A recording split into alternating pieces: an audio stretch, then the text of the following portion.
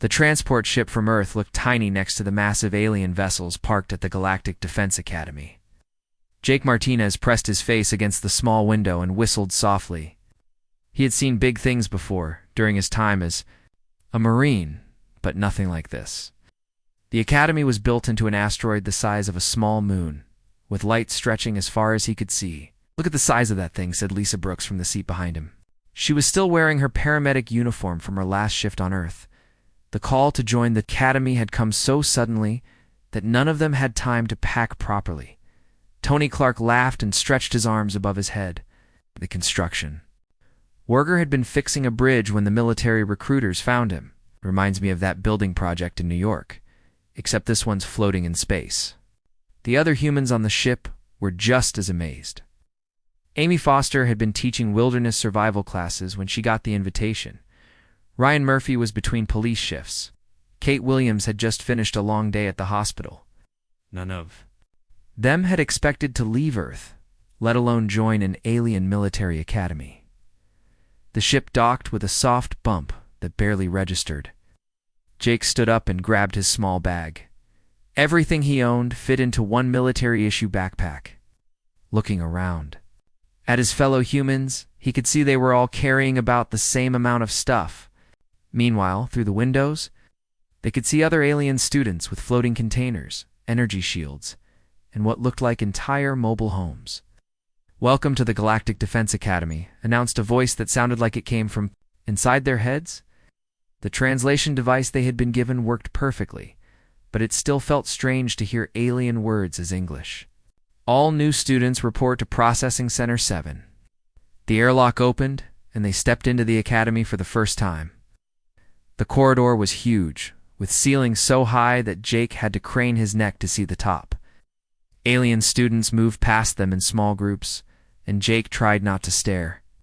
He had seen pictures during the briefing on Earth, but seeing real aliens was different. A group of tall, thin beings with crystal-like skin walked by, their feet making no sound at all. Behind them came what looked like walking suits of armor. Except Jake could see glowing eyes inside the helmets. A creature that looked like a giant insect carried a floating platform covered in books and strange devices. "They're all so tall," whispered Kate, who was not short by human standards but felt tiny next to most of the aliens. "And clean," added Amy. "I don't think I've ever seen anything so spotless." The humans followed the signs to Processing Center 7, where a creature with 4 arms and purple skin sat behind a desk that could have doubled as a landing pad. It looked up at them with large, dark eyes that seemed to take up half its face. "Species designation?" it asked in that same inside the head. "Voice human," Jake answered. "From Earth."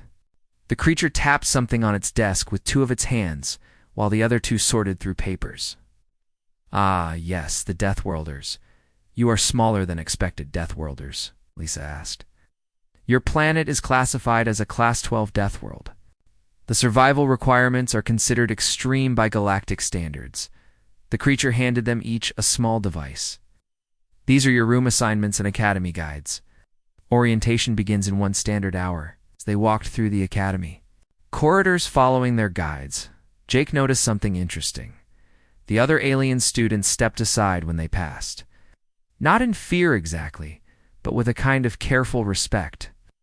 Conversations got quieter. Eyes followed them. "Are we famous? Or something?" Tony asked quietly. "I think we're more like a curiosity," Amy replied. "Look at how they're built. Everything here is designed for beings that are either very tall, very light on their feet, or both. We're short, heavy, and we walk loud."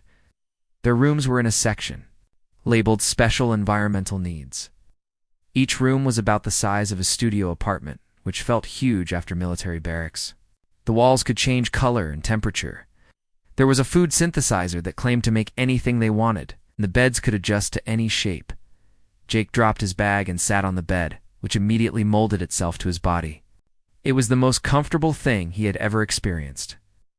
He activated the room's information system and started reading about the Academy, founded over 1,000 years ago. The Galactic Defense Academy trained the finest military officers from across known space.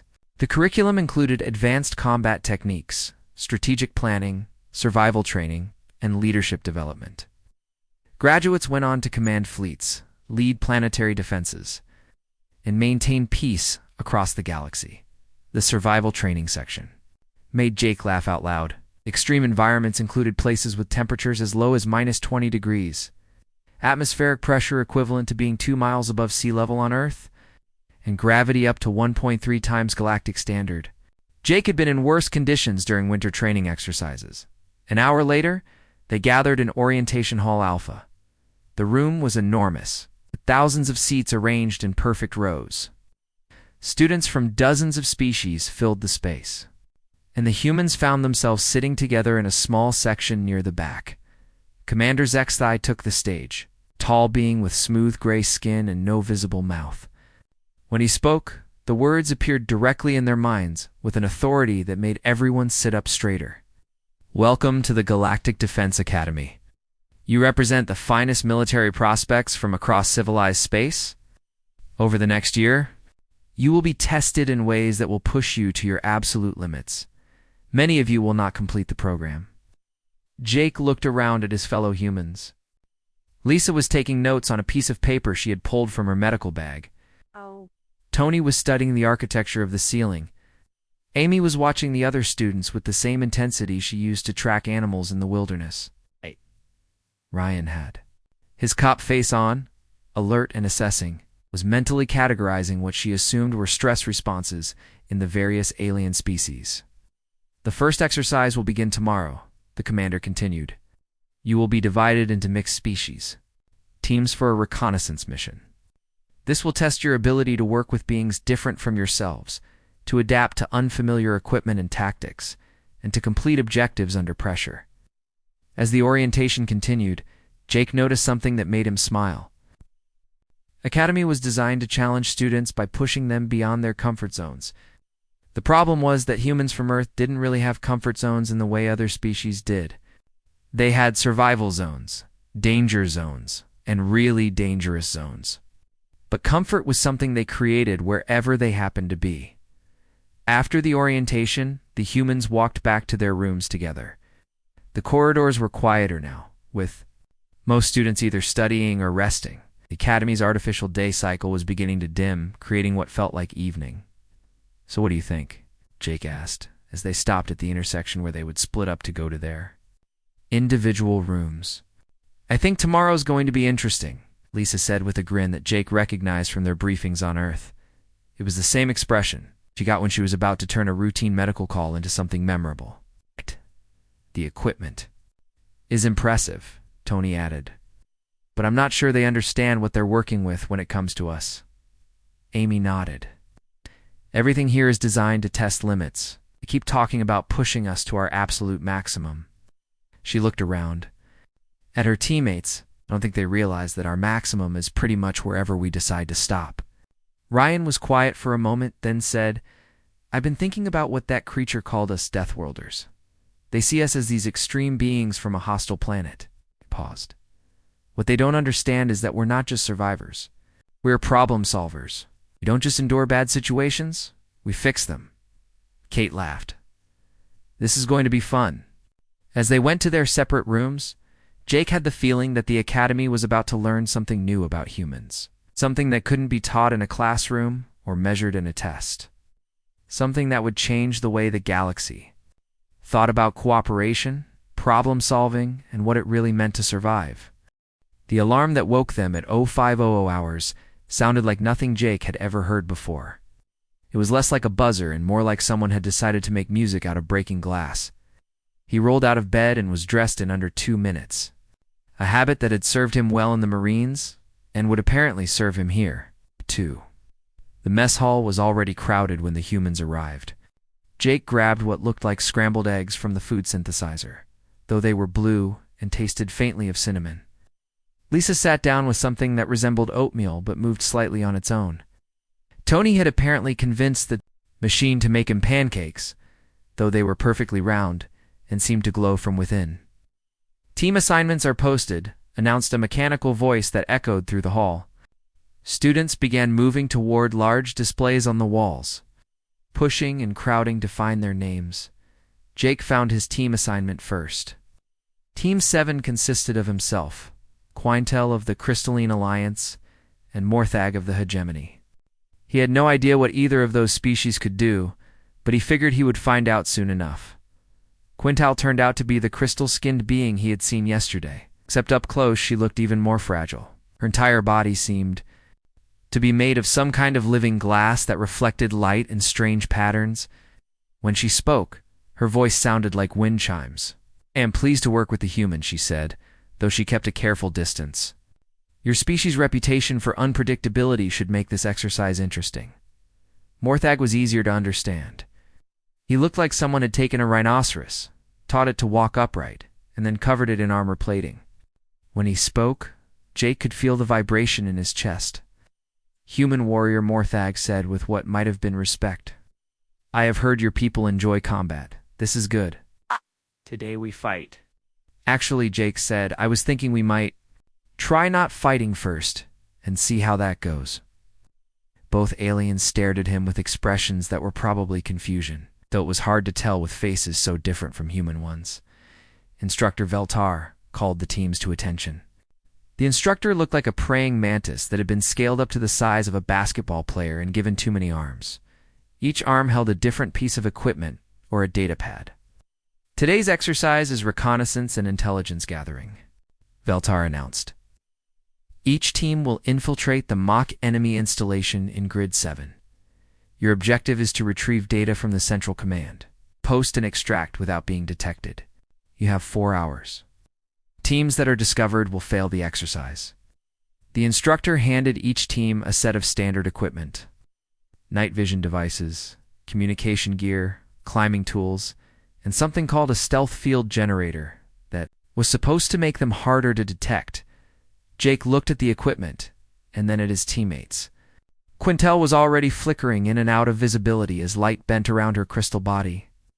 Morthag was testing the weight of various tools with the satisfaction of someone who understood weapons. "So what's the plan?" Jake asked. "Use my natural camouflage to scout ahead," Quintel said.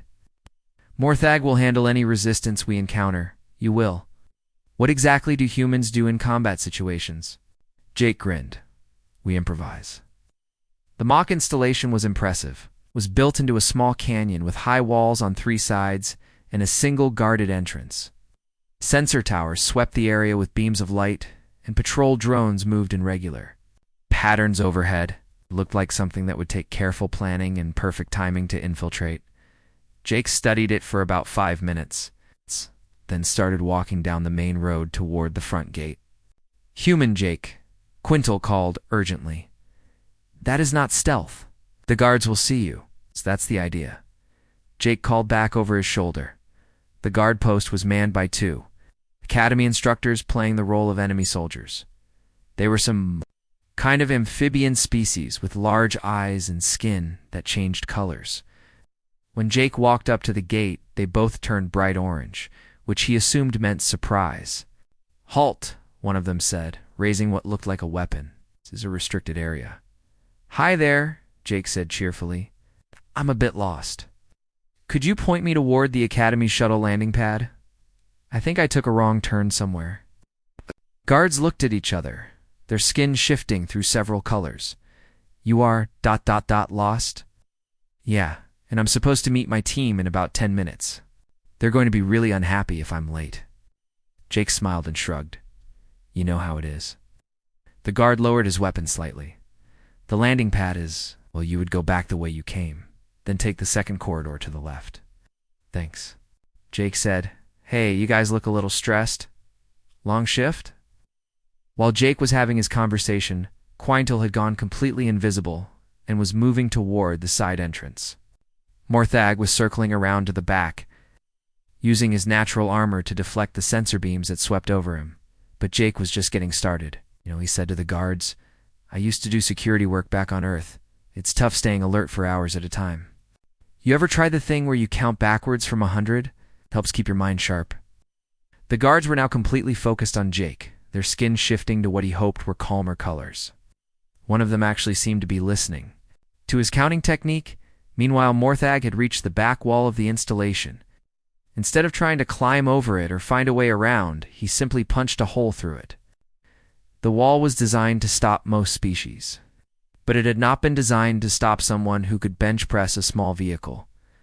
Quintal reached the central command post without any trouble.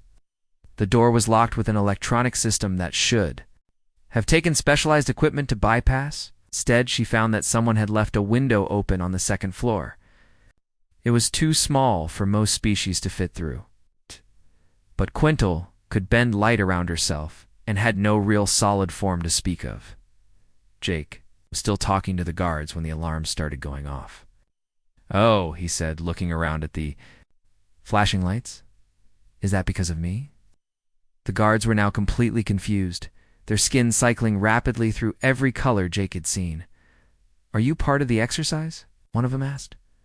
"Well, yes and no," Jake said. "I mean, I am, but I'm not trying to sneak past you. I really was lost.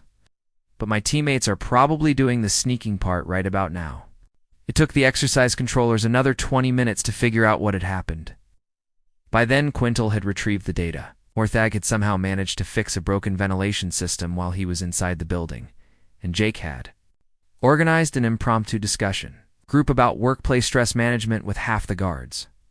When Instructor Veltar arrived to assess the situation, he found the enemy installation running more efficiently than it had in months. The guards comparing notes on relaxation techniques, and Team 7 sitting on the front steps sharing what appeared to be coffee and sandwiches. "Exercise complete," Jake announced cheerfully. "Got the data, nobody got hurt, and I think we made some new friends." Veltar's multiple arms moved in what was probably agitation. "This is not how reconnaissance missions are supposed to work." "Why not?" Jake asked. "We completed the objective, we didn't get detected doing the actual mission, and we improved morale for the defending force. Seems like a win all around." Quintal flickered back into full visibility. The human's approach was unusual, but effective. "I retrieved the data without any resistance." Morthag nodded his massive head. "The human created a distraction that allowed us to complete our objectives. This is good strategy, even if it is not traditional strategy." So other teams were still arriving at their assigned areas when Team 7 reported back to the command center. The exercise was supposed to take 4 hours. It completed it in 45 minutes. Word spread quickly through the academy. The humans had not just passed their first test, they had done it in a way that no one had ever seen before. Instead of treating the exercise like a military operation, they had treated it like a problem to be solved. Instructor Veltar filed his report that evening, though he was not sure how to classify what had happened. The mission objectives had been met. No rules had been broken. But somehow, the entire nature of the exercise had changed from the moment the human started. Walking down that road, Jake found his teammates in the common area that evening, comparing notes with other students about their first day of exercises. Lisa's team had completed a medical scenario by turning it into a community health fair. Tony's group had finished a construction challenge by teaching the other species advanced building techniques. Amy had turned a survival exercise into what sounded like a nature walk with educational components. "So how did everyone else do?" Jake asked. "Think we confused them," Lisa said with a grin, but in a good way. Ryan nodded. "My team leader kept asking where I learned my tactics. I tried to explain that they weren't tactics. They were just common sense." Kate laughed. "I don't think they were expecting us to enjoy ourselves quite so much." As they talked, Jake noticed that other students were listening in on their conversation. It's not obviously eavesdropping, but definitely paying attention. Humans had become something of a curiosity after just one day. The transport ship to Dractor was quieter than usual. Most alien students spent the journey reviewing survival protocols and checking their equipment. The humans sat together near the back, playing what appeared to be a card game made from torn pieces of paper. 72 hours on a toxic moon, Amy said, shuffling her makeshift cards. The temperature swings from -42 plus 60 degrees. Atmospheric pressure that will make your ears pop every few minutes.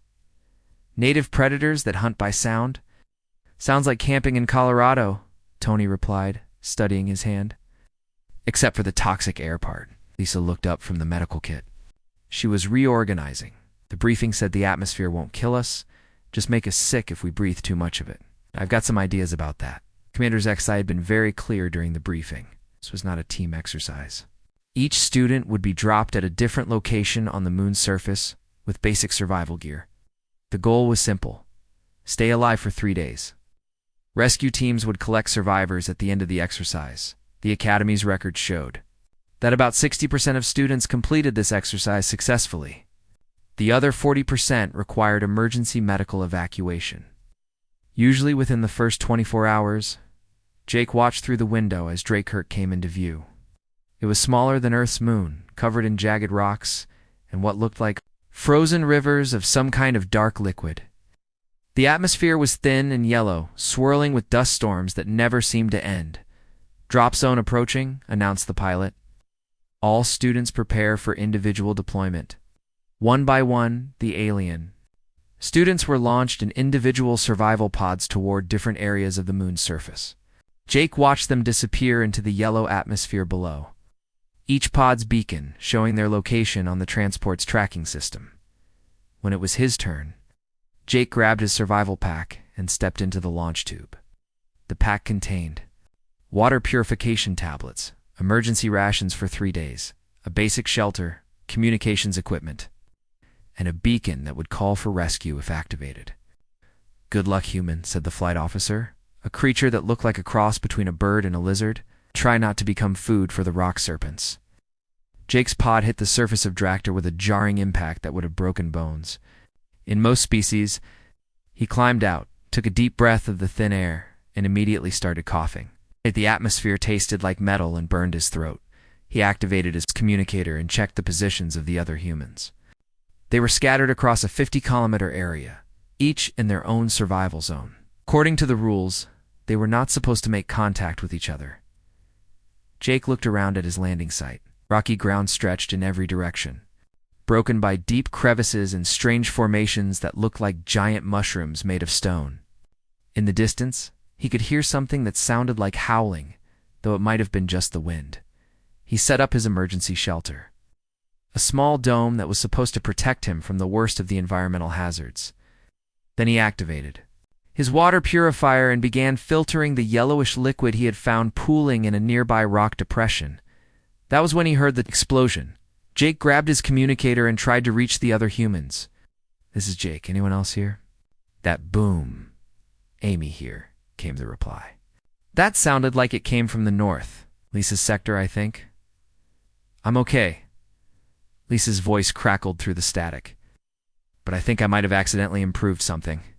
Jake started walking north. The Academy rules said students should stay in their assigned areas, but the rules also said they should help each other when possible.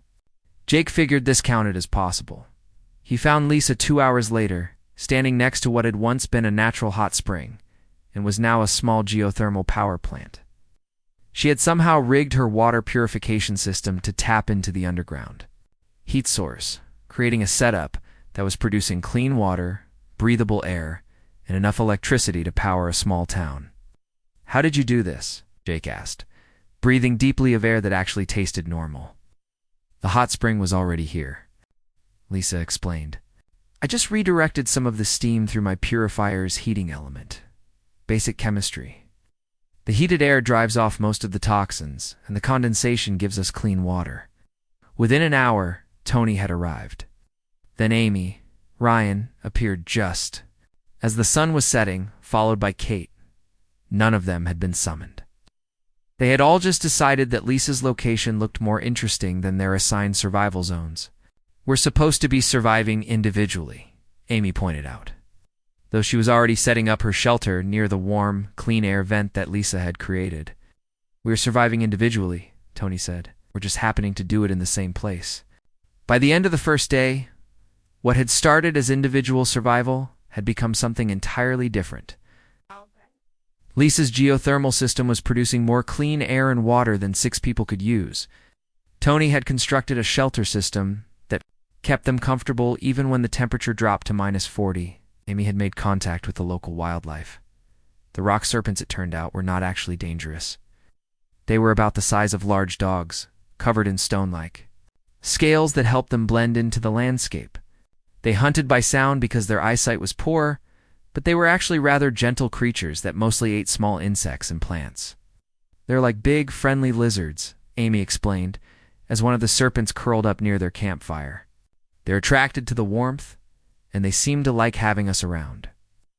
Ryan had established communication with the other human teams scattered across the moon. Using his police radio skills and the Academy communication equipment, he'd created a network that allowed all the human survivors to stay in contact and share resources. Kate had turned the whole operation into what looked like a field hospital. She was not only keeping the humans healthy, but had also started treating some of the local wildlife that had been injured by the harsh conditions. By the second day, other Academy students were showing up. The first was Quintal, Jake's teammate.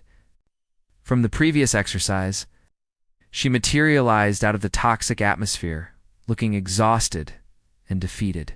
"My shelter failed," she said weakly. "The atmospheric pressure damaged my equipment.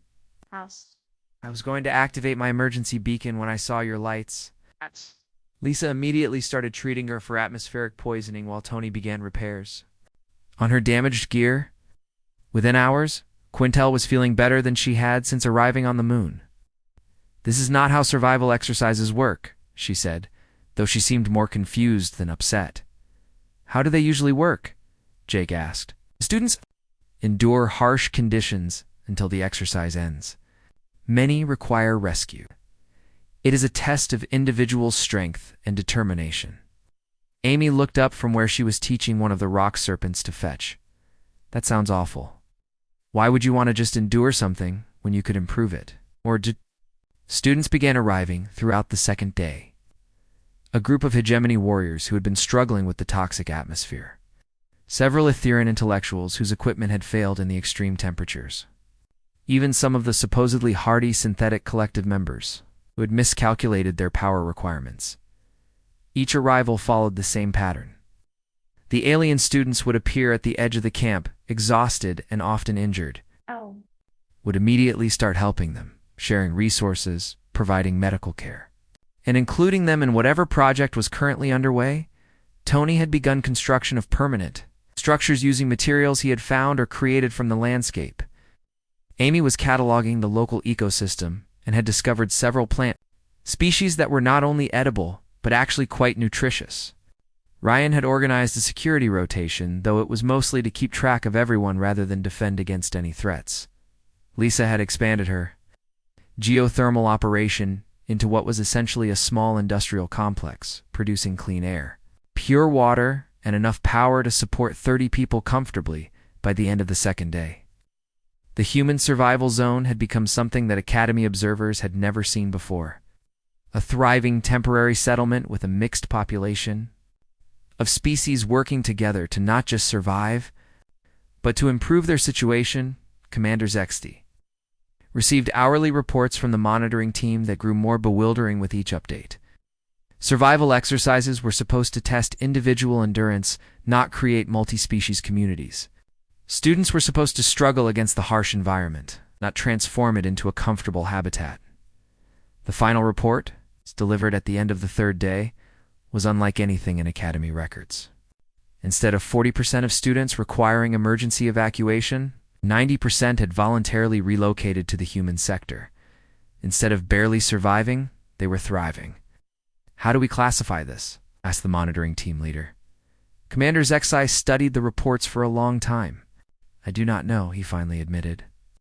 "But I think we need to start preparing more challenging exercises on the transport back to the Academy." Jake sat with Quintal and several other alien students who had spent the exercise in the human camp. They were sharing stories and comparing notes about their experiences. "Your species approaches survival very differently than ours," Quintal observed. The war room at the Academy had never seen so many senior instructors gathered at once. Commander Zexthai stood at the head of the table, looking at reports that seemed to make less sense each time he read them. The humans had been at the Academy for 6 weeks now, and every single exercise had produced results that defied classification. "The survival exercise on Drektor," said Instructor Veltar, waving one of his many arms at a datapad. They turned individual endurance testing into community building. 90% of all students ended up in their sector. Combat simulation last week, added another instructor. They negotiated a peace treaty with the artificial intelligence opponents, and then taught them advanced maintenance techniques. Commander Zexthai set down the reports and looked around the table. The final exercise begins tomorrow. It's 2 full armies, contested territory, week-long campaign. This time there will be no room for their unusual approaches. War is war. The final exercise was the Academy's ultimate test. 2 armies of mixed species would face each other across the contested planet of Zarian Prime. The objective was simple: control more territory than the enemy by the end of 7 days. Victory could be achieved through combat, resource denial, strategic positioning, or elimination of enemy forces. The Academy had been running this exercise for 300 years. The pattern was always the same. Both armies would establish bases, probe each other's defenses, and then engage in a series of battles that tested every aspect of military training. It was brutal, challenging, and exactly what military commanders across the galaxy expected from their officers. The humans had been assigned to the Blue Army. Traditionally the weaker of the 2 forces, Red Army had more students, better equipment, and first choice of terrain. The Academy's computer models predicted a Red Army victory within 5 days. Jake stood with his fellow humans in the Blue Army briefing room, listening to General Corvell and outline their strategy. The general was a respected hegemony commander who had volunteered to oversee the exercise. His plan was methodical and careful: establish strong defensive positions, control key resources, and wear down the enemy through a series of calculated engagements. The humans will be assigned to Scout Unit 7, General Corvlin announced. Reconnaissance and intelligence gathering. Stay out of direct combat until the main force is ready to advance. After the briefing, the humans gathered in their assigned barracks. Jake looked around at his teammates and saw expressions he recognized from their previous exercises. Lisa was already making notes about battlefield medicine. Tony was studying the terrain maps and making calculations about construction possibilities. Amy was reading about the local ecosystem. Anyone else think this is going to be interesting? Ryan asked. Define interesting, Kate replied with a grin. The transport to Zarian Prime took 4 hours. The planet was smaller than Earth but similar in climate, with rolling hills, dense forests, and several rivers cutting through the landscape. The Academy had chosen this world specifically because it offered every type of terrain that military commanders might encounter. Blue Army was dropped at the southern end of the main continent, while Red Army took the northern position. Between them lay 200 kilometers of contested territory, including a strategically important river crossing and several high ground positions. General Corvlin established the Blue Army base in a valley that offered good protection but limited visibility. Within hours, defensive positions were being constructed, supply lines established, and patrol schedules organized. It was textbook military procedure, executed with the precision that Academy training demanded. The humans were assigned a small area on the edge of the base camp. Their official orders were to scout the eastern approach and report enemy movements. Their actual assignment, as far as Jake could tell, was to stay out of the way while the serious military work was done. "What's the plan?" Amy asked, as they set up their equipment. Jake looked around at the activity in the base camp. Alien soldiers were building fortifications, cleaning weapons, and studying maps, with the intense focus of beings preparing for war. Everything was organized, efficient, and exactly what any military manual would recommend. "I think," Jake said, slowly, "that we're supposed to go find the enemy and figure out what they're doing. And then what?" Tony asked. "Then we report back and wait for orders to attack them." Lisa looked up from the medical supplies she was organizing. "That seems like a waste of time. Why don't we just go talk to them?" The other humans stopped what they were doing and looked at her. In the distance, they could hear the sounds of Blue Army preparing for war, weapons being tested, vehicles being repaired, and commanders shouting orders. "Talk to them?" Ryan asked. "Sure, we're all Academy students, right? We're all here to learn. Maybe they want to know what we're supposed to be learning from fighting each other." Kate laughed. "That's either brilliant or completely crazy." "Maybe both," Jake said, "but it's worth a try." They left the base camp early the next morning with their official scouting mission. According to their orders, they were supposed to locate Red Army positions and assess their defensive capabilities. Instead, they headed straight for the most obvious place the enemy would be, the river crossing in the center of the contested territory. The river was about 50 meters wide and too deep to ford easily. There was one bridge, an old stone structure that both armies would need to control if they wanted to move freely across the terrain. According to military doctrine, this should be the site of a major battle within the next few days. When they reached the bridge, they found a Red Army patrol already there. 6 alien soldiers had established a checkpoint and were clearly planning to hold the position. They saw the humans approaching and immediately raised their weapons. Halt called. The patrol leader, a tall creature with blue skin and too many eyes. Identify yourselves. Academy students, Jake called back. We were wondering if you wanted to have lunch. The Red Army patrol looked at each other with obvious confusion. One of them spoke into a communication device in a language the translation systems couldn't handle. After a few minutes of rapid conversation, the patrol leader approached the humans. You wish to ... have lunch? During a military exercise? Lisa said, unpacking what appeared to be a complete picnic from her medical bag. We figured you guys have been out here all morning, and military rations are terrible no matter what species makes them. What followed was perhaps the strangest hour in Academy history. 2 opposing military patrols sat by a strategically important bridge, sharing food and discussing the exercise like students cramming for a test. The Red Army soldiers, it turned out, had been just as confused by their orders as the humans were. We are supposed to hold this bridge until our main force arrives, explained the patrol leader. Then there will be a battle. Many students will be injured or eliminated from the exercise. Why? Amy asked. Because that is how military exercises work. Forces clash, winners and losers are determined, lessons are learned. Tony looked around at the bridge and the surrounding area. This is good construction, he said. Solid stone work, probably built to last centuries. Seems like a shame to mess it up with a battle.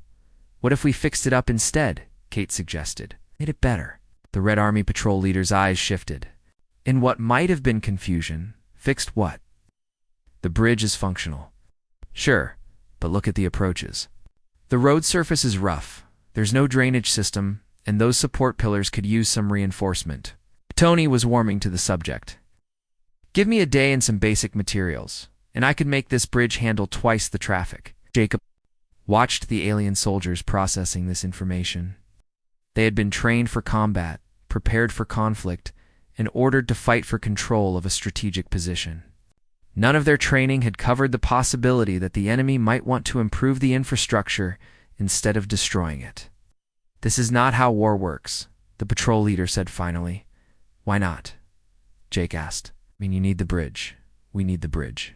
Whoever wins is going to want it in good condition, right? So why not make sure it's in good condition? Ryan had been listening to radio chatter from both armies on his communication equipment. Sounds like both our commanders are wondering where. We are. They expected contact reports by now. What should we tell them? Lisa asked. Jake thought about it for a moment. How about the truth? We made contact with the enemy, assessed their capabilities, and opened negotiations. The Red Army patrol leader made what might have been a choking sound. Negotiations? This is a military exercise, not a diplomatic conference. Same difference, Amy said. The goal is to complete objectives with minimum casualties and maximum efficiency. Seems like talking about it first might be the smart approach. For the next 3 hours, Jake found himself in the most surreal situation of his military career.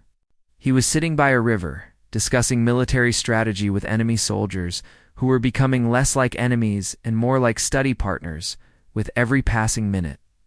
The Red Army. Soldiers had information about their commander's plans. The Blue Army humans had ideas about alternative approaches to achieving objectives. Together, they began working out solutions that neither side had considered. By the 3rd day of what should have been a week-long military campaign, Commander Zexthai received a report that made him question everything he thought he knew about warfare. Instead of battle casualties and territorial advances, his monitoring. Teams were reporting construction projects, cultural exchanges, what appeared to be the first interspecies Cooking competition in Academy history. The situation had started at the bridge and spread outward like ripples in a pond.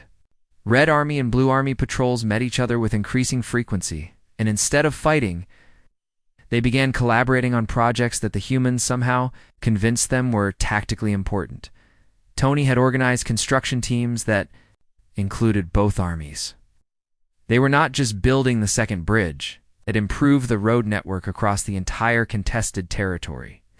What had been rough paths suitable only for military vehicles were now smooth highways that could handle civilian traffic. Amy had turned the eastern forests into an outdoor classroom, where soldiers from both sides learned wilderness survival techniques. Her lessons were so popular that commanders were having trouble getting their troops to return to military duties. The alien soldiers were more interested in learning how to identify edible plants than in learning how to eliminate enemy positions. Lisa had established field hospitals that served both armies equally. Her approach to battlefield medicine was so effective that she had actually reduced injury rates to nearly zero. Not by avoiding combat, but by making sure everyone was healthier and safer to begin with. Medical staff to let her run training seminars for their regular doctors. Ryan had created a communication network that allowed both armies to coordinate their movements and avoid conflicts. Instead of using intelligence gathering to plan attacks, he was using it to make sure nobody accidentally got in anyone else's way. The result was the most efficient military operation in Academy history, even though no actual fighting was taking place. Kate had turned her medical expertise into what she called preventive battlefield psychology. She was helping soldiers from both sides deal with the stress and anxiety that came from military training. Her relaxation techniques were so effective that several alien species had asked for copies of her methods to take back to their home worlds. But it was Jake who had caused the most fundamental change in the exercise. He had done something that no Academy instructor had ever seen before. He had convinced the enemy to surrender, not through superior firepower or brilliant tactics, but through hospitality. It started when he invited a Red Army reconnaissance unit to join Blue Army for dinner. Lisa had somehow produced actual Earth food, including something she called pizza that seemed to be popular with every species that tried it. The Red Army soldiers found themselves sitting around a campfire, sharing stories and comparing notes about their different cultures. The next morning, those Red Army soldiers reported back to their commanders with a request that made no sense in any military context. They wanted to officially surrender to Blue Army so they could stay and help with the construction projects. Commander Thelvis of the Red Army was a veteran of actual wars, not just training exercises. He had commanded fleets and conquered planets. He understood military strategy, tactical operations, and the psychology of combat. What he did not understand was how to respond to soldiers who wanted to surrender so they could keep learning from their enemies. "This is not how surrender works," he told his staff during an emergency meeting. "Soldiers surrender when they are defeated, not when they are having a good time." But the requests kept coming. More Red Army units were making contact with Blue Army positions, and instead of engaging in combat, they were asking to switch sides. It's not because they were losing, but because the humans had convinced them that cooperation was more interesting than conflict. General Corvlin was having similar problems with his own forces. Blue Army soldiers were supposed to be fighting for territory and resources. Instead, they were hosting barbecues and organizing sports competitions with the enemy. Military discipline was breaking down, but somehow, morale had never been higher. By the fifth day, something unprecedented happened. Both army commanders received formal requests from their troops to end the exercise early and declare the entire operation a joint training mission instead of a competitive war game. Commander Zexai arrived on Zarian Prime to assess the situation. Personally, he expected to find a battlefield. Instead, he found what looked like the galaxy's most successful diplomatic conference. The contested territory had been transformed into a thriving temporary city where soldiers from dozens of different species were working together on projects that benefited everyone. The bridge had become a minor transportation hub. The road network was better than most established colonies.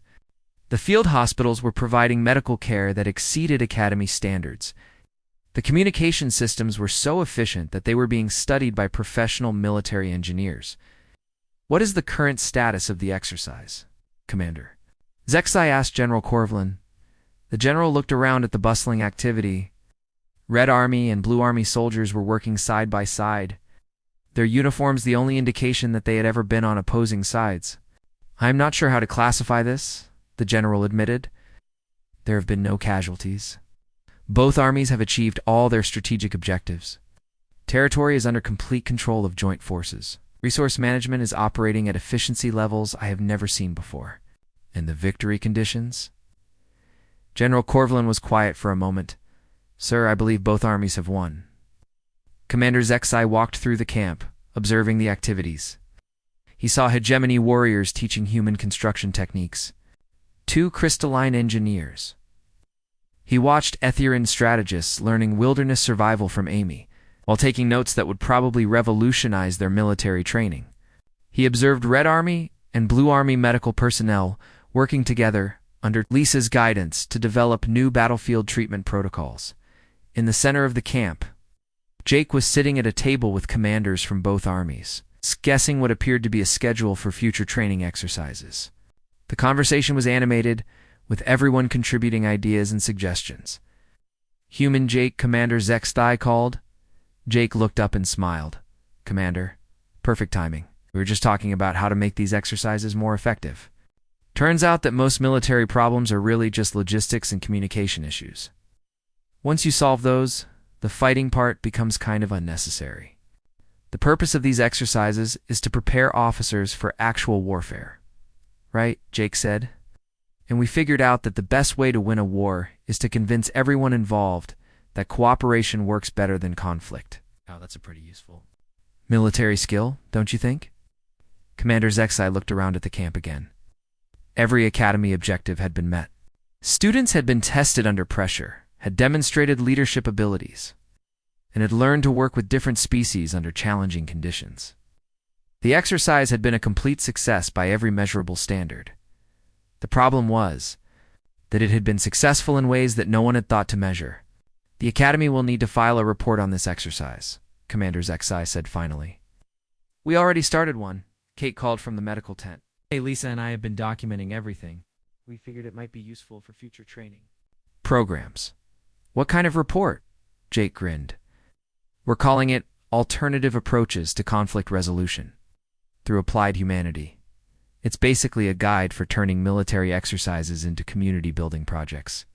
That evening, Commander Zexai filed the most unusual report in Academy history. The final exercise had ended, not with victory or defeat, but with something entirely new: voluntary integration of opposing forces into a single, highly effective unit. The human students had not just completed their training, they had reinvented it. They had demonstrated that the most powerful military tactic was not superior firepower or brilliant strategy, but the ability to make enemies into allies. 2 weeks later, Jake stood in the Academy's main auditorium with his fellow humans, receiving their graduation certificates. The ceremony was different from previous years. Instead of individual recognitions for combat excellence or strategic thinking, the humans were being commissioned as cultural integration specialists, a rank that had been created specifically for them. "The galaxy has many warriors, Commander," Zexai said during his closing remarks. "It has brilliant strategists and brave soldiers.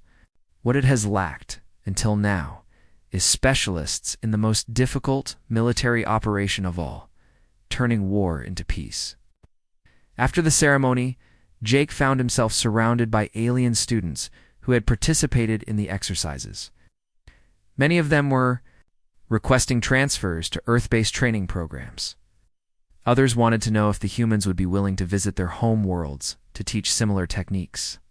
"What did we actually accomplish here?" Lisa asked, as they walked back to their quarters for the last time. Amy smiled. "I think we proved that humans are pretty good at solving problems, even problems we didn't know we were supposed to solve," Tony added. Ryan nodded. "The Academy wanted to teach us how to fight wars.